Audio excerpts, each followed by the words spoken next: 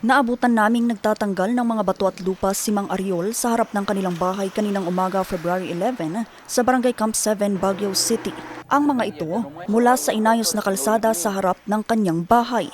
Matapos kasi ang isang linggo, tinabunan at inayos na ng DPWH ang lumitaw na sinkhole sa harap ng kanyang bahay noong February 2. Dinagyan na ng bakal, hindi tulad noon na walang bakal. Kasi kahit may guguho sa loob, andyan pa rin yung kalsada. May suporta, matikas yung, kasi may dubli pa yung bakal niya sa loob.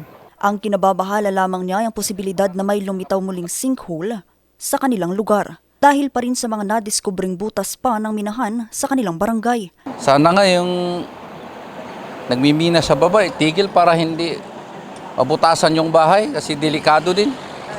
Ito rin ang pangamba ng ilan pa nilang mga kapitbahay. Deta nangyari dita, but siyempre kami nga mo dita nga napasamak, bigla lang nga nabangunan miti agsapa, naabutan gayam di karsada. So deta idi may dadagitari kwapi man nada nga ni detoy kaaro kami nga agnaganti farman at nanapiman. Asano nga detoy balay ko no isungay tinakusbo.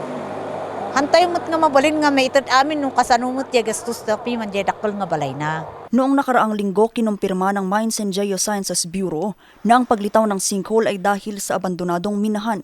Dagdag pa nila, ito rin ang dahilan kung bakit posibleng may mga lumitaw pang sinkholes. Posible rin daw na patuloy pa rin ginagamit sa pagmimina ang mga tunnel. Siguro considering also the price of gold kasi passively yung increase niya ngayon.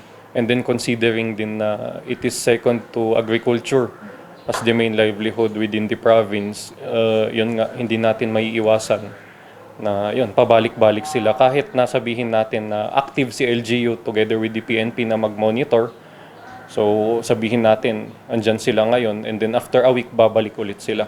Ang nasabing problema agad na nakarating kay DPWH Secretary Vince Dizon kung saan agaran nitong ipinag-utos ang pagsasaayos sa kalsada.